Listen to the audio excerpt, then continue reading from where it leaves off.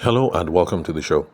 Today, I'd like to discuss one of the main reasons why people are not seeing business growth. Now, there are lots of times that people's businesses struggle and people look towards macroeconomic factors. You look at the harsh economic climate because Tinubu is now in power, energy prices have quadrupled. Let's see what else. NEPA is bad, on and on and on. So there's always something macroeconomic that we can point the finger at and blame and say that this is the reason why your business is not moving. Now, a central tenet that I've had on this podcast, from day one, has been that if we take personal responsibility for things within our control, especially if we have a very unique sales and business development orientation or mindset, then we can do a lot to improve our businesses while still struggling with the macroeconomic factors.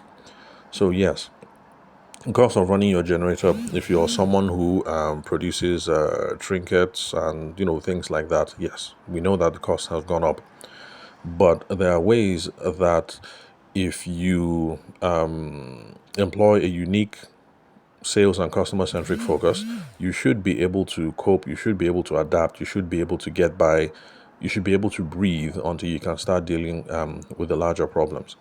So, my own take has never been to look at macroeconomic factors when things get tough, because the truth of the matter is whether these macroeconomic factors, like the current presidency and the cost of fuel and the crippling power infrastructure, yes, maybe those things have something to do with the reason why your business is where it is today.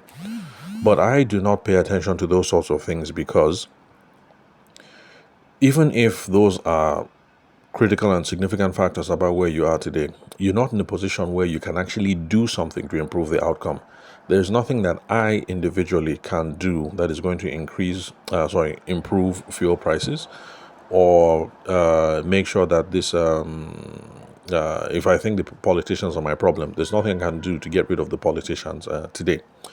So, looking at macroeconomic factors and blaming that on why your business is where it is not really the solution, even if it's true. So, I think that we should be paying much more attention to things that are within our own control. And a lot of times, it's just adopting some simple sales practices. That's enough to open up the spigot so that more revenue, more money starts flowing into our businesses and more money starts flowing into our coffers. Now, the reason why I'm making this podcast today is because something happened recently, well, after Valentine's anyway. And for me, it was just kind of another example that I want to highlight over here on the podcast about why some people's businesses are not moving along like the way they should. So, of course, it's currently March. Everybody knows, well, especially those of us here in Niger, because, we're still Valentine's crazy, that Valentine's has come and gone. That was a couple of weeks ago. But the thing is, I was in that situation where I was, let me not lie, I was kind of cleared up, as in I was broke, I was dry during vows. But I was able to find an artisan who makes really, really interesting stuff. And I knew that there was going to be stuff there that, would really impress my wife. I looked over at this guy's catalog.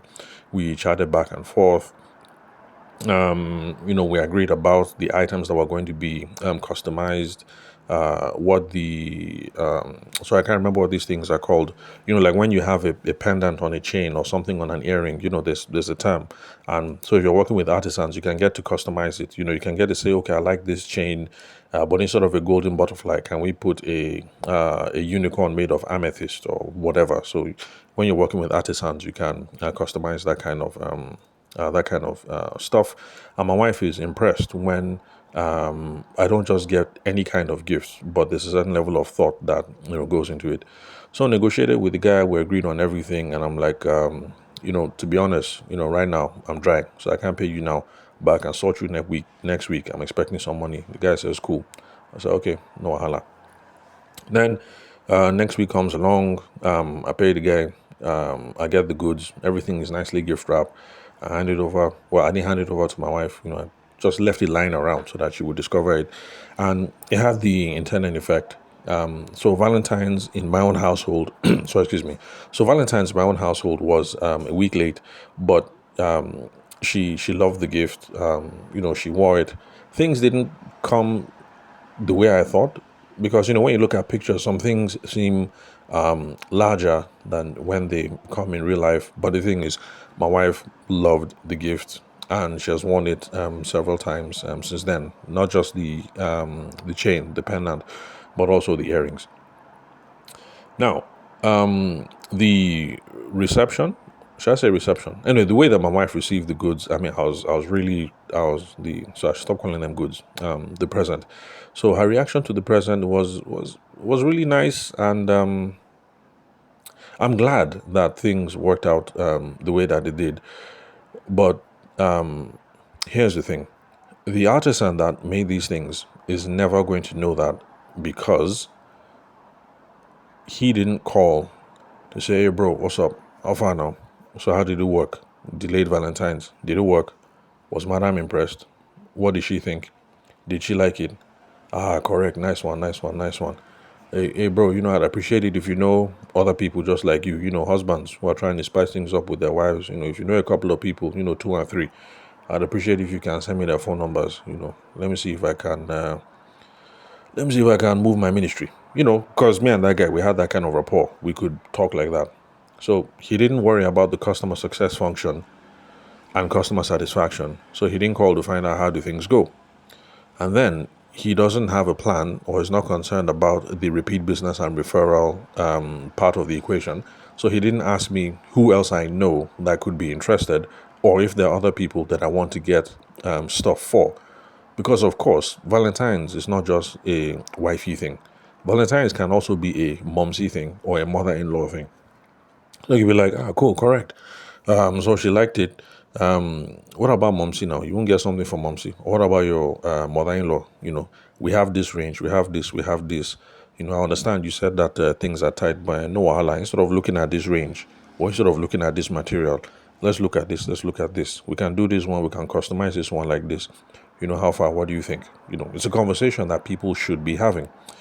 Now, there's some of you listening to the podcast right now who are going to say, Tabishima, you're a wicked guy. You should have just picked up the phone and called the guy and given him all this, whatever. And yes, maybe I should. But here's the thing. I've been preaching about the gospel of sales for quite a while now. There's over 790 episodes over here on the podcast. And to be frank, I'm quite tired of running into good business people and then me trying to, how would I put it? Gosh. Let me just put it this way. People who don't have a plan for these sorts of things or a framework for these sorts of things, when you call up and give them the testimonial anyway or the whatever, they don't do anything with it. So I've just found that calling up people to gush or to blush or to give these kinds of suggestions usually is just a waste of time. It's possible that me liaising with this guy, telling him a couple of these things, he might take it on. But I've just found that my experience of dishing out free advice like this over the years is, nothing ever comes out of it. And quite frankly, I'm tired of just always teaching people how to, you run into someone who is good and everything, and this gratuitous trying to teach them how to improve their businesses and everything. I'm just tired about it. So tired of it rather. So that's the reason why I didn't call the guy. And truth of the matter is, I actually was so impressed by the response that I was going to call him. But then you know how these things are.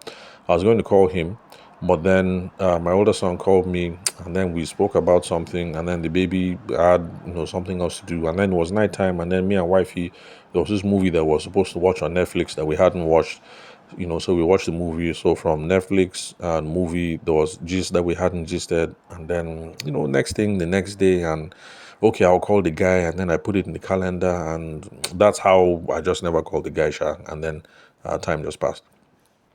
So, bottom line of this my story for today is I'm not trying to give you guys a backdoor into what the relationship with my wife is or how much money that I have. But I'm just trying to say that there are some businesses that might be struggling today, or there are some businesses whose prospects might be improved regardless of how bad the macroeconomic factors in Nigeria are or the macroeconomic factors in your country are. You need to have a sales framework. You need to have a sales process for your business. You need to stop winging it. There are times that you're going to do something, you're going to deliver something to a customer, and things will go terribly wrong. You need to have a sales framework, a customer service framework for dealing with those sorts of things when things go wrong. Then there are times that you're going to deliver to the customer that things are going to go great and fantastically so. You need to have a process for tapping into that goodwill that you've created, getting a testimonial from it, trying to get repeat business and referrals from that, and also for doing relationship building with the person afterwards. Because it's a lot easier to do. Business with someone after they've done business with you in the past. So Valentine's has come and gone. If this artisan had done a good job of keeping in touch with me, who knows? He might have been able to spark up another conversation around different stuff. Easter, for instance. Okay, Easter is coming up. So if he had done good with relationship building, me and him get some rapport going, he figures out that I'm Christian or Catholic or something. Who knows? There could have been talk around Easter, things that can be made around the home, or who knows? Maybe even if it's just things like customizing rosaries. I mean, you never know how you can. Or a rosary is a prayer chaplet that Catholics use, and then also that Christians of the Orient, so the East, the Orient, so Russia, Jerusalem, what else? Syria, that part of the world. So that's what the rosary is, prayer chaplets. For those of you who are not used to seeing Catholics around or Orthodox Christians around, it's similar to what Muslims use. So that could have been another. Those are future conversations that could have been had later on. So, but the thing is, this guy doesn't have a plan. He doesn't have a process. He's not following any single process, and so the opportunity to what's that word? To extract, to maximize customer lifetime value out of this relationship is just not going to occur. Now, of course, I know he's a solid guy. So, of course, next time I need something, I'm going to call him. But sometimes things happen. People forget you. People forget your phone number. What else? All kinds of things. So, this is the reason why we actually should have a plan. We need to have a sales framework. We need to be following this script. Somebody got in touch. We delivered. Now that we've delivered, is the person happy or not? The person is unhappy. What are we going to do next? The person is happy. Very good. Now we're going to secure a testimonial. We have secured testimonial now. What are the steps that I'm going to do either on the phone or over social media or email for building a relationship with this person? Relationship with this person is now established. So what is the next plan for making sure that the person buys again? Now that the person has bought again, what is the plan to make sure that the person refers me to somebody else? Now that the person has referred me to somebody else, what is the plan for making sure that this referral that has come in, the person is also happy? And you see how the process continues and continues and continues. And you do that, and then running your business gets easier because dealing with repeat business and referrals is a lot easier. It's a lot less stress than waking up every day and thinking, what am I going to post on Instagram today that is going to attract a new buyer? So, yes, cost of fuel has gone up fourfold. Yes, a bunch of us in Nigeria are not happy with our politicians, but then again, that's universal. I'm sure in Russia and in America and in the UK, a bunch of you are not happy with your politicians as well. So, macroeconomic things, they'll always be there. The truth of the matter is, even if your guy, as in your main guy, the politician that you're backing, even if he comes into power next year, chances are he's going to do something that is not going to be too sweet for your business. So, macroeconomic factors, we have no control over it. There are these minor, really small things that are within our own sphere of influence, and it doesn't cost a lot for us to execute on these things. Mobile phones, we all have them. Data is relatively affordable. What else? We have access to social media, so you can research people. What else? We have access to YouTube and Google. So you actually can Google, selling frameworks for this or relationship building tips for that. Let's take advantage of these things. Be customer focused. Personal selling is a discipline that can help a whole lot of businesses, no matter how big or small. So come up with a plan. I'm not saying that this guy is blaming macroeconomic factors.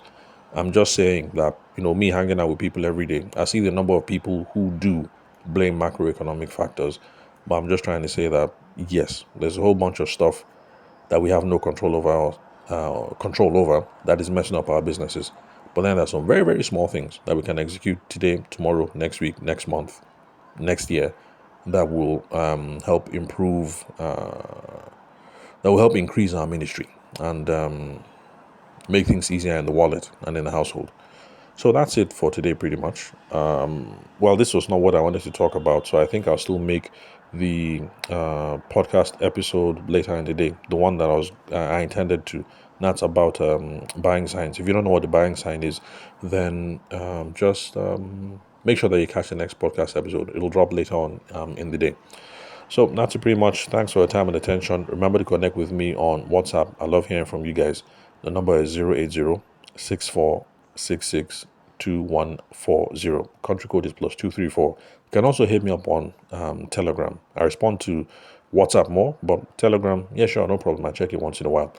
Also, connect with me on LinkedIn. My name is Tavishima Ayede. I'm the host of the show.